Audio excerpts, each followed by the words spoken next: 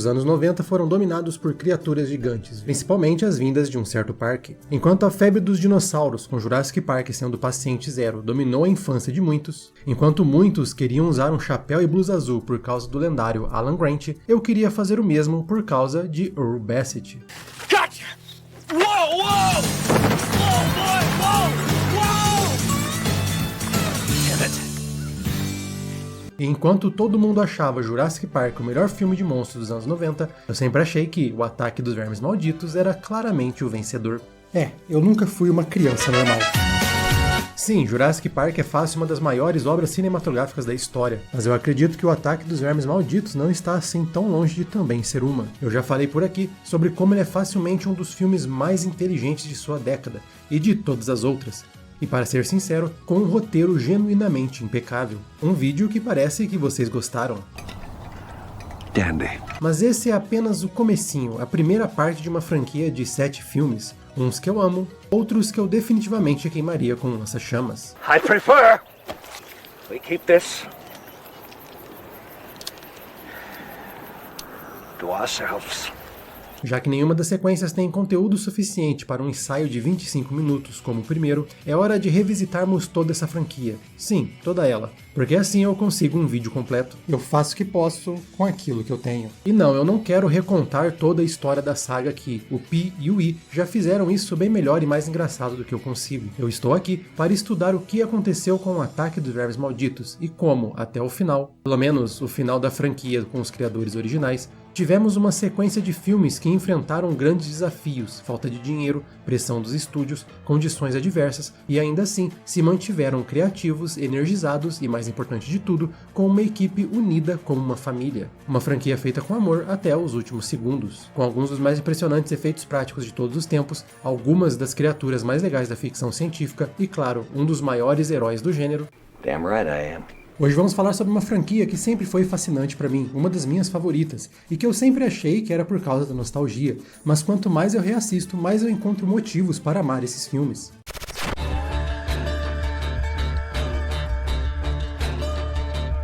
Apesar de ter sido criado e entregue para nós mortais pelos próprios deuses do cinema, como o fogo entregue por Prometheus, O Ataque dos Vermes Malditos foi um baita fracasso de bilheteria.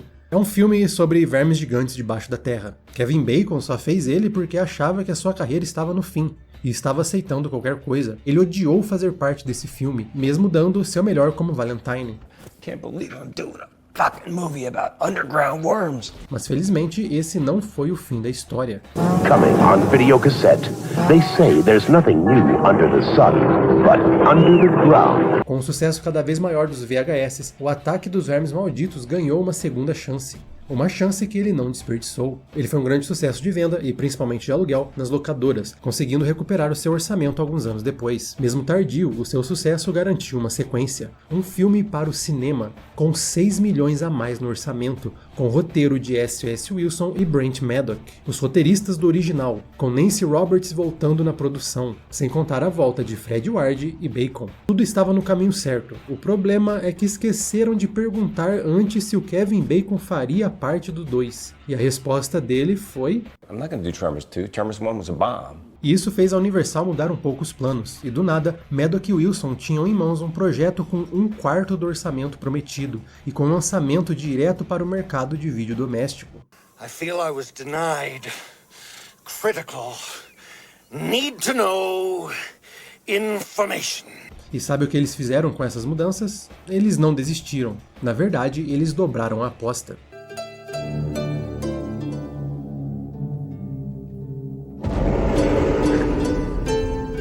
Wilson e Maddock não só adaptaram a história para a falta de Valentine, como também para o orçamento muito mais baixo. Mas a esse ponto, quem tinha trabalhado no filme anterior já tinha começado a formar uma família, a Stampede Entertainment. Tom Woodruff Jr. e Alec Gillis, os fundadores da Amalgamated Dynamics, que fizeram um trabalho primoroso lá em 90, voltaram para a sequência. Mas lembra que teve um corte de orçamento? Ainda assim, os graboides, ou agarroides, como eu prefiro chamar, estão melhor do que nunca.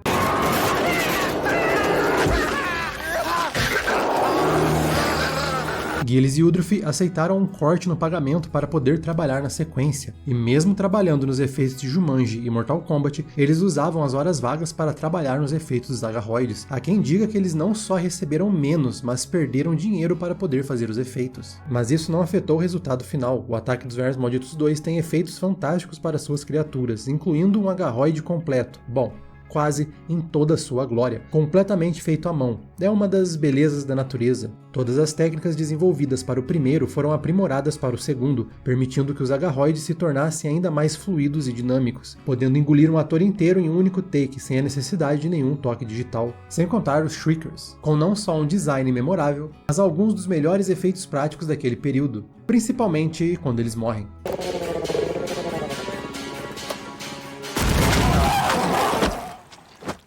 Do roteiro, à direção, aos efeitos especiais e à atuação, todo mundo que trabalhou nesse filme aceitou o corte do orçamento, aceitou receber menos ou trabalhar pro bono para que o filme pudesse acontecer. Com isso, o Ataque dos Vermes Malditos 2 é uma obra de amor. Dá pra imaginar, pessoas preferiram perder dinheiro do que abandonar algo que era tão importante para eles. E de certo modo, isso reflete na sua história, que é sobre fracassados esquecidos encontrando uma nova chance. A história do segundo filme se passa 6 anos depois do primeiro. Enquanto Rhonda e Valentine se casaram e tiveram um sucesso após ficarem famosos, Earl acabou ficando esquecido, perdendo a sua chance de ganhar dinheiro com os agarroides. Well, you must have got a percentage. I should have got a lawyer. Agora um fazendeiro de avestruz, Earl recebe uma nova chance quando é procurado por um bilionário do petróleo que está tendo um problema na sua refinaria no México. Mas que tipo de problema, você pergunta? A graboid kind of situation. Com a saída de Valentine, acompanhamos um novo membro dessa história, que o filme sempre nos lembra não é o Kevin Bacon. I've seen you in the magazines. Oh, actually, I'm not the original guy. Dessa vez temos Grady, o taxista fã de Ataque dos Vermes Malditos, que convence Earl a aceitar a caça aos agarroides, 50 mil por verme morto e um bônus por um vivo. That makes 300,000 A piece.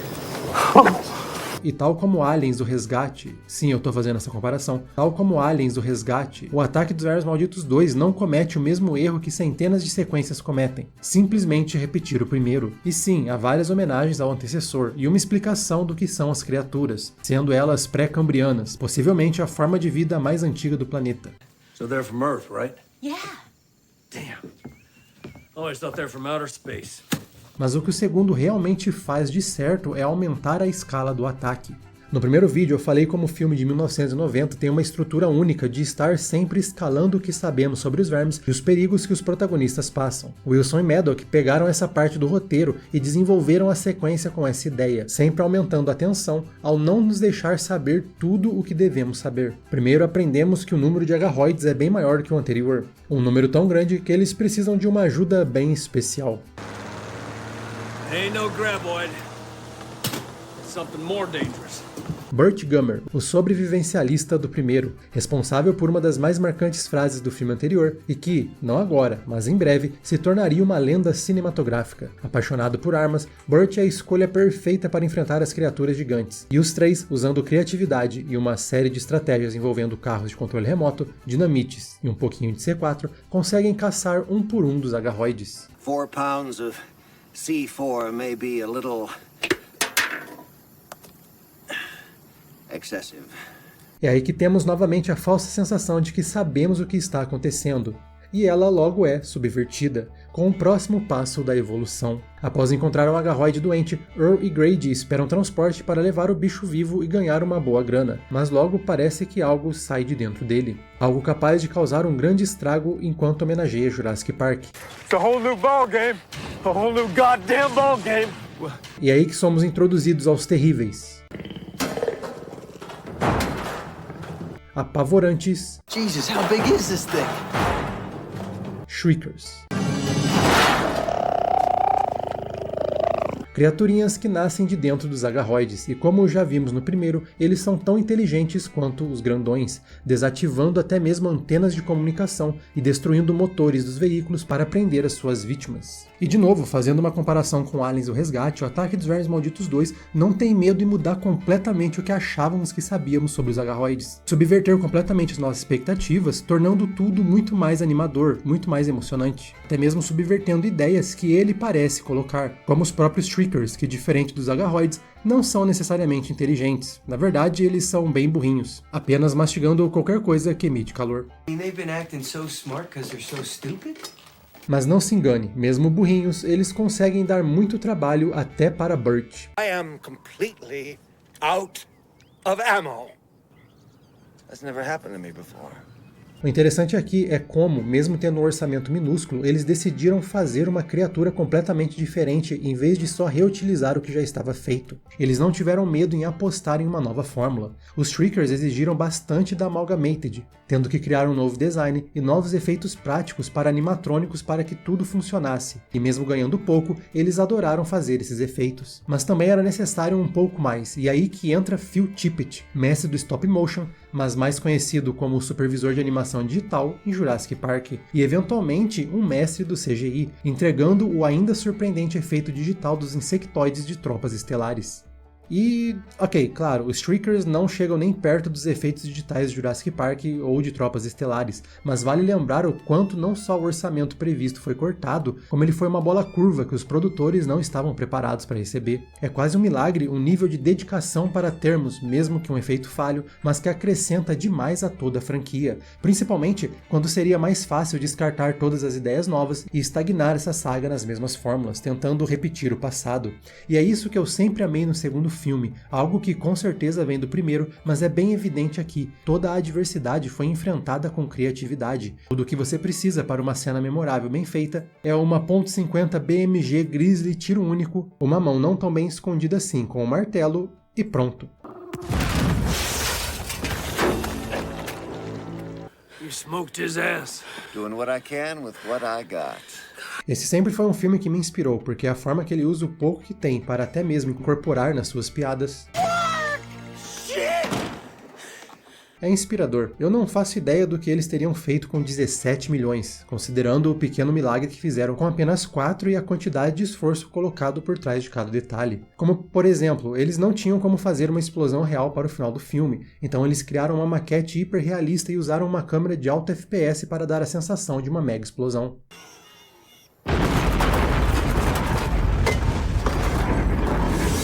E é uma das melhores explosões daquela época, sem contar a pintura mate maravilhosa, que supera qualquer CGI moderno.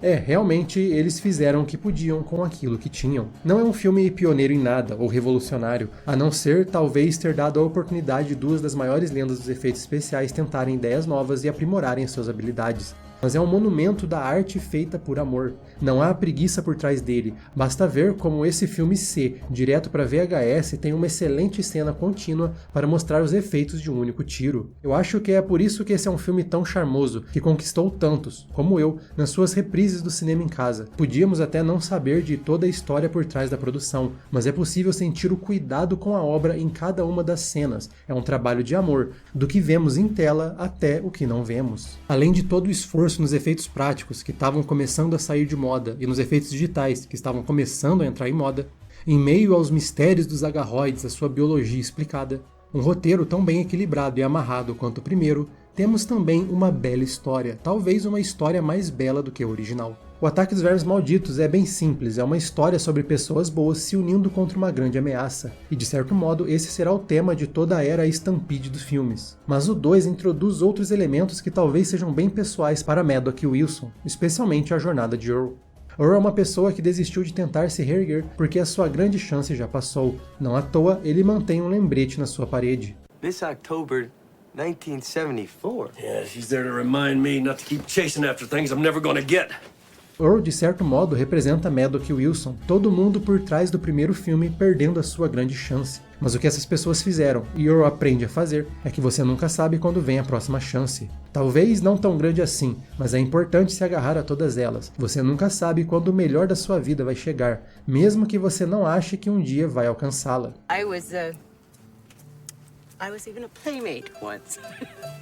Sempre vale a pena correr o risco e não se afogar em derrotismo. E a própria existência de Ataque dos Vermes Malditos e mais 2 filmes prova exatamente esse ponto. De certo modo, o Ataque dos Vermes Malditos 2 é sobre pessoas quebradas achando que chegaram no fim de suas carreiras, de suas vidas. Heather's not coming back.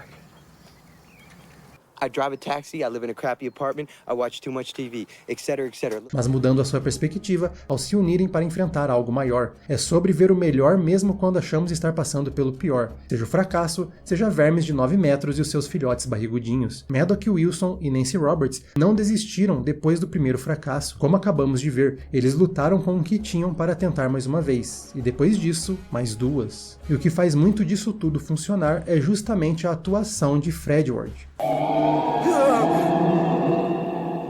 God almighty. Eu já vi muitos filmes com ele e ele sempre leva os seus papéis a sério, seja enfrentando vermes gigantes, seja interpretando Lovecraft em um filme que ninguém lembra ou sequer viu. Desde que vi o Ataque dos Vermes Malditos 2, ainda criança, o primeiro com o qual eu tive contato, Ward sempre ficou marcado na minha mente. Earl foi uma das minhas primeiras inspirações, um dos meus primeiros heróis. E um dos motivos para eu deixar o cabelo crescer. Um herói tão diferente dos personagens de filmes de ação como eu estava acostumado a ver. Um mestre de nada, sem ter dado sorte na vida, apenas um homem comum com um bom coração. A seriedade de Ward nesse papel e em todos os outros que ele fez, hoje, refletindo sobre a sua carreira, é uma grande inspiração para qualquer criador. Infelizmente, Ward faleceu em 2022, vítima de sequelas da sua época como pugilista. Mas ele partiu, deixando na ficção científica sua marca como peça mais do que importante em uma das mais charmosas e divertidas franquias de todos os tempos. Eu não acho que as pessoas apreciam quão bem escrito e memorável cada personagem é, cada frase. Put a whole new shine on the word overkill. When you need it and don't have it, you sing a different tune. Como a comédia e a ação se encaixam perfeitamente, e como discutimos aqui, quanto trabalho e dedicação foi colocado nessa sequência, o quanto eles tentaram, mesmo com tanto a perder e tão pouco a ganhar. É uma baita história de superação em nome da arte, em nome de fazer um filme bobo, mas o melhor filme bobo possível. Uma motivação que eles carregariam até o fim. O segundo filme acabou caindo na estigma dos filmes direto para VHS, e ele acabou não tendo a chance de ser apreciado como deveria. Ele merecia muito mais do que ser uma sequência direta para vídeo, o seu roteiro é muito bem trabalhado, seu elenco é super divertido. Com alguns poucos tropeços, quase tudo nele é muito bem feito. Eu sinceramente acho que o Ataque dos Vermes Malditos 2, e até as sequências, tem muito mais coração do que as sequências de Jurassic Park, que são bem melhores só porque tem mais dinheiro. O segundo filme não fez tanto sucesso quanto o primeiro, mas o suficiente para garantir uma sequência. E considerando o quão bem a equipe por trás do segundo filme trabalhou, a Universal não só deu sinal verde para um terceiro filme, como decidiu aumentar o orçamento, dando quase 2 milhões a mais para a equipe. E com esses milhões a mais, chegou o Ataque dos Vermes Malditos de volta à perfeição. Mas eles só deram 22 dias para o filme ser gravado. What kind of supreme being would condone such irony? Filmes direto para vídeo possuem tempo de produção geralmente brutais. Afinal, o estúdio gasta por dia trabalhado. O Ataque dos Vermes Malditos 2 teve 28 dias para gravações. O terceiro teve apenas 22. Um filme comum grava geralmente 3 a 5 páginas de roteiro por produção. Vermes Malditos 3 teve que gravar por volta de 15. Era um ritmo de produção insano. Um ritmo que Brent Maddock, agora diretor, S.S. Wilson e Nancy Roberts aceitaram mais uma vez. E claro, Michael Gross, dessa vez no papel principal. E mais uma vez, a paixão de todo mundo por esses filmes falou muito mais alto do que as dificuldades. I'm amazed that people stayed friends. I think it's a tribute to the fact that there were a lot of great people involved and most of us really liked each other. Muito mais parecido com o original do que eu gostaria, o terceiro apresenta o próximo passo na evolução do ciclo da vida dos graboides, os explode-bunda. Sounds like a porno film. Pois é.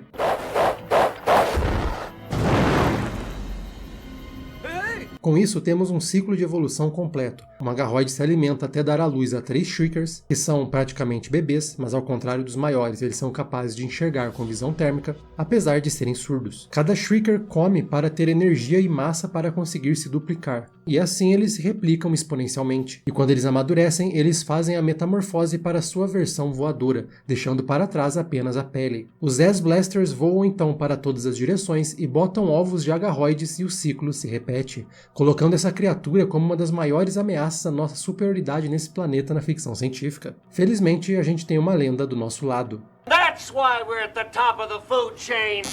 Mas infelizmente, essa foi a primeira vez que tentaram fazer quase tudo usando CGI para as criaturas. E o primeiro graboide em CGI da história é assim.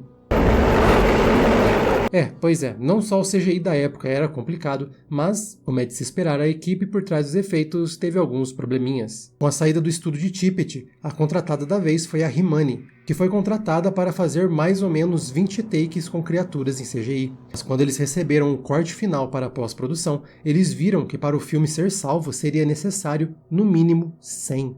E para piorar, o software deles era diferente do que a Tippett usou no anterior, e não deu para usar os modelos já criados para o segundo filme. Então eles tiveram que fazer os seus Shriekers do zero, por isso há tanta repetição na cena inicial na Argentina.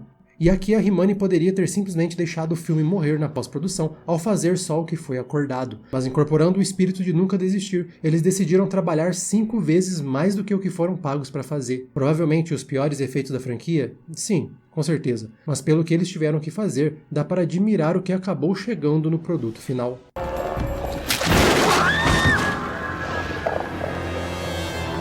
O Ataque dos Vermes Malditos é uma franquia que sempre teve tudo contra ela. Falta de dinheiro, corte de orçamento, problemas técnicos, falta de tempo. É quase como ter uma carreira no YouTube, mas sem a parte divertida de ter entranhas de graboides jogadas em cima de você. Mas é uma franquia que tinha mais pessoas teimosas do que problemas e que queriam ver tudo dando certo. E por falar em teimosos, De Volta à Perfeição foi responsável por cimentar Burt como uma lenda da ficção científica, uma lenda que tem até mesmo um dia nacional. É verdade, 14 de abril. Burt acabou assumindo a franquia de vez, o que faz sentido, ele tem alguns dos momentos mais marcantes dos 2 primeiros filmes. E Earl finalmente merecia descansar tendo seu sucesso. Michael Gross é cheio de carisma. O sobrevivencialista que faria Rambo parecendo escoteiro é um charme à parte. Até os piores filmes, sim, os que vocês estão pensando, são toleráveis por causa da presença dele e do ânimo de Gross para continuar no papel por tanto tempo. E não é só Gummer que volta, o terceiro também tem o bônus de trazer de volta quase todos os personagens do primeiro, incluindo Mandy já adulta. E apesar de muitas vezes esquecido, temos algumas das cenas mais loucas dos 4 filmes, como Burt sendo engolido inteiro por um dos vermes e sendo resgatado por uma cirurgia de emergência usando uma motosserra. Com muito disso feito de forma prática, com o coitado do Gross enterrado vivo dentro da barriga de um agarroide e coberto pelo sangue em um dia que ele disse estar bem frio. It was cold, it was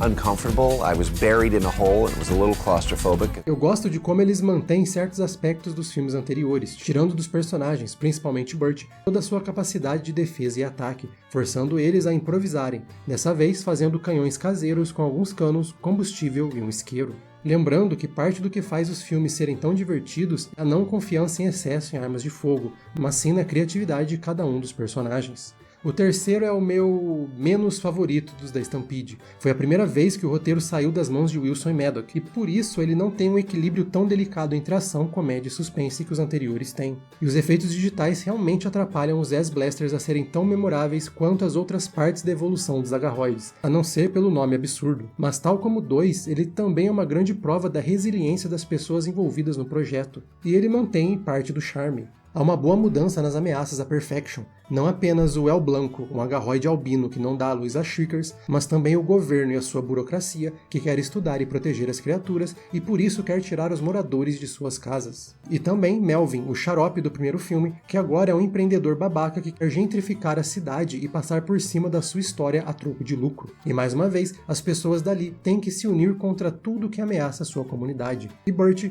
sendo Burt, consegue até mesmo usar 2 dos empecilhos que enfrenta, Blanco e a burocracia, para conseguir proteger Perfection de olhos gordos. As long as one of these reptilians is still alive, this whole area is deemed protected.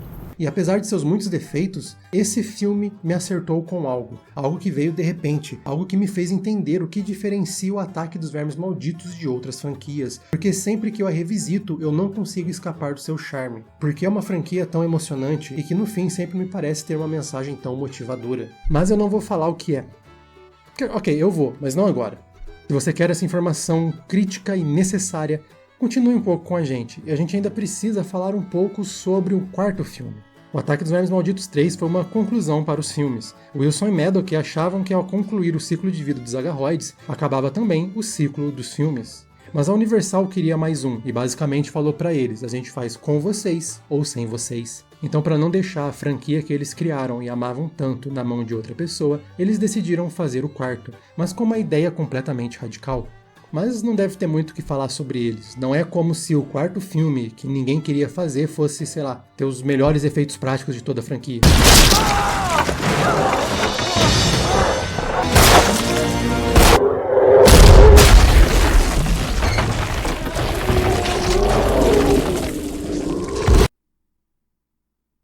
Supimpa?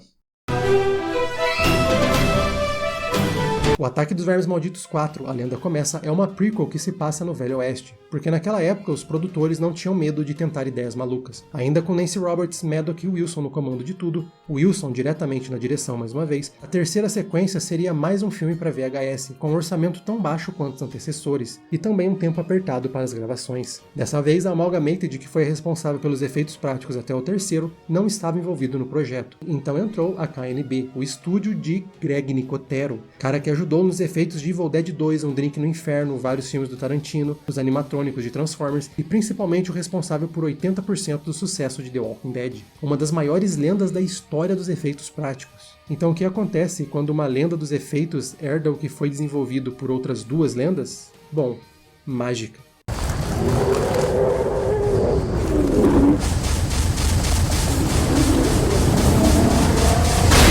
Nicotero atualizou muito das estruturas dos agarroides, facilitando a sua movimentação e acrescentando a possibilidade de atores interagirem, ou melhor, serem ingeridos sem a necessidade de efeitos digitais, mas com muito mais movimento e segurança do que no segundo. Essa nova estrutura permitia mais controle das criaturas e muito mais firmeza em todo o corpo. Nessa cena, eles construíram um chão fino, e então empurraram o agarroide contra o chão, explodindo a madeira e permitindo que o ator se agarrasse na criatura, fazendo desses um dos efeitos mais criativos e impressionantes de uma franquia conhecida por ter alguns dos melhores efeitos práticos do seu tempo. Também temos cenas raras, como dois agarroides juntos ao mesmo tempo, e línguas mais dinâmicas em certas cenas, feitas pela Rimani, que dessa vez tiveram como provar que conseguiam fazer bons efeitos com o tempo certo. O uso de miniaturas e composições nos dão cenas incríveis, como um agarroide pulando de um lado para o outro debaixo de uma ponte.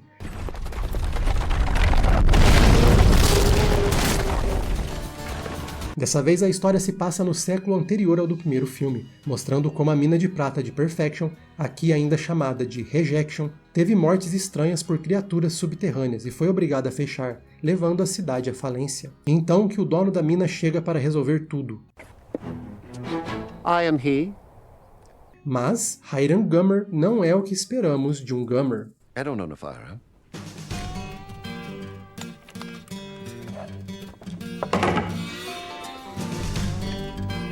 Hiram é o bisavô de Burt, que agora precisa lidar com os problemas da mina para não acabar falindo completamente. Mas como o engomadinho que não sabe nem andar de cavalo vai se livrar dessas criaturas? Bom, com a ajuda do Oeste, principalmente do temido Kelly Mão Negra. Outra prova que Maddox e Wilson são mestres em criar personagens memoráveis e incríveis, mesmo com pouco tempo de tela. I recommend that you keep that hog leg skinned, unless you got a desire to be jumping over hot coals in hell. Agora não vemos uma nova fase das criaturas, mas sim como é um pequeno agarroide, conhecido como os Dragões de Lama, os Tulung, que tem como principal forma de ataque se atirarem do solo em uma rápida velocidade, nos dando um dos melhores tombos práticos dos filmes. Mas o começo da lenda aqui não é a lenda dos agarroides, mas sim a de Gummer, que aos poucos sai de um rico ganancioso e preguiçoso, capaz de enganar até mesmo uma criança, Anyone can be taken advantage of, and if you can, do. Para um homem honrado, corajoso e capaz de defender o certo. E claro, a amar armas de fogo, mesmo que ele não seja tão bom de mira contra os outros moradores da cidade. You missed with a cannon! Algo que eu amo em como é desenvolvida a história de Hiram e que se liga à história de Perfection e acaba refletindo toda a sociedade moderna é que ele não é resultado de uma única ideia, de uma única doutrina. Vemos que tudo o que Burt se tornou no futuro veio do que o seu bisavô aprendeu com Tecopa, o nativo, com os Cheng, os chineses, Juan, o mexicano, a senhorita Christine e Kelly Mão Negra. A man must learn to sail in all winds. We must do what we can with what we have.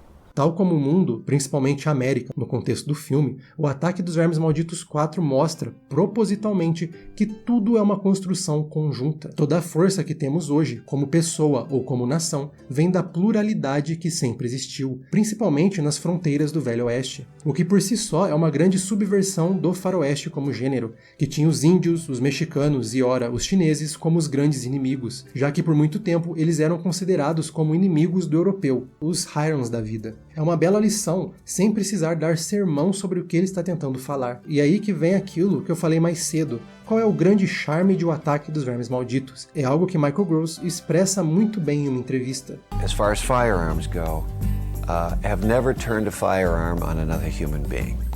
The firepower is directed at these creatures, in all cases. Em nenhum dos filmes, desde o primeiro, o roteiro bate de cima para baixo. Ele nunca tira sarro de nenhuma etnia, de nenhuma ideia, de nenhuma personalidade, de nenhuma identidade. E até mesmo os agentes do governo e até o Melvin são vistos com certa simpatia. A única coisa que é ridicularizada é a ganância, a soberba, a vontade de enganar o outro, a covardia de não fazer o certo. O Ataque dos Vermes Malditos não está tentando apontar o dedo a acusar um grupo daquilo ou disso. Não está jogando humanos contra humanos, mas sempre humanos contra as criaturas, contra as adversidades, contra os comedores de gente, contra os comedores de cidade. Pode ser um pouco brega? Talvez, mas ele é uma celebração do poder da união, da bondade que é possível encontrar nos nossos vizinhos, nas nossas comunidades. Não é sobre matar um ao outro, não é sobre a sobrevivência do indivíduo a todo custo, é sobre as famílias que escolhemos, é sobre protegermos um ao outro, com as suas diferenças, com as suas discussões, mas sempre através da união. É a única coisa que em todo filme salva os personagens, a capacidade de cooperação, não de competição, a capacidade de enxergarmos as famílias que temos e o quão importante é proteger as perfeições que encontramos durante o caminho, valorizar os valores, costumes e ideias que recebemos de cada um e lutar ao máximo para proteger cada um deles. Essa é uma franquia pura, pura de coração, pura em intenção, que por baixo dos seus incríveis, às vezes nem tanto, efeitos, tenta ser o mais belo que ele pode ser, com dedicação imensurável de todo mundo envolvido, uma dedicação tão grande quanto a dos seus personagens. A wise friend once told me it's not important how you spend your money, but how you spend your life.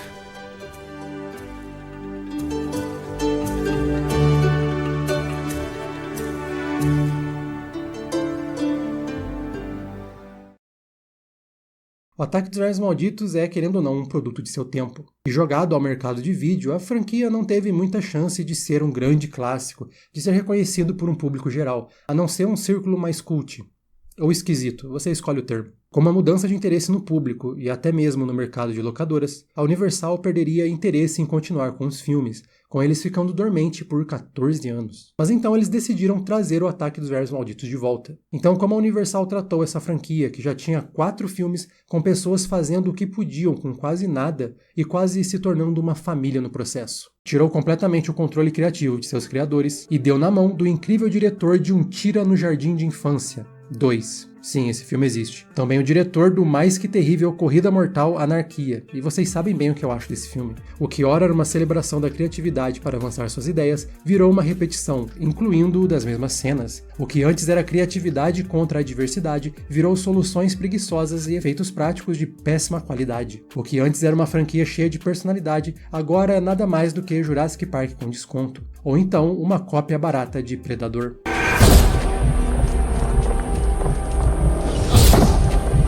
O que antes era um humor bem equilibrado e cheio de energia, virou um humor escatológico com excrementos humanos e urina. Lembra quando os filmes originais eram tão preguiçosos que eles gravaram em um deserto na África, mas jogaram um filtro azul só pra falar que era neve no Canadá? Eu também não.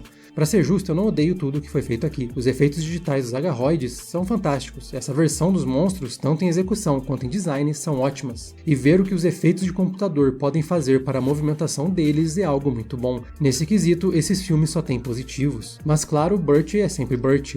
Gross é extremamente divertido de ver em tela, e ele nunca vacila com esse personagem. Uma pena em 75% das vezes ele estar tendo que atuar do lado de Jamie Kennedy, fazendo o seu filho perdido e sendo insuportável como sempre. Mas no 7º ele não aparece. Pois é, o 7º é tão ruim que o cara que disse sim para o filho do Máscara recusou um papel. Ok, pra ser honesto, eu não posso afirmar que é exatamente isso que aconteceu e é por isso que ele não tá no filme, mas faz sentido.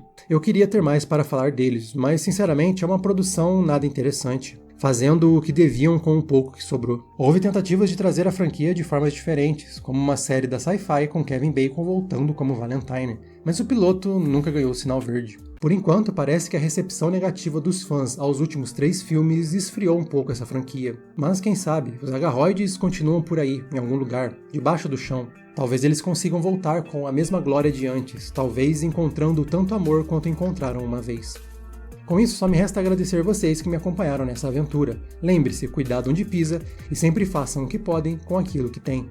Um agradecimento ainda mais especial aos nossos membros, que ajudam a nossa nave a continuar trazendo o entretenimento de todas as galáxias. Como os primeiros imediatos Mestre J, Alisson, Joel Melo e Nostromo, os membros da ponte de comando Bruno Almeida, Saren, Daniel Souto e Pedrox, e os oficiais de ciências Paulo Ricardo Souza, Flávio Vieira, Bianca Consomagno e Alex Rogério.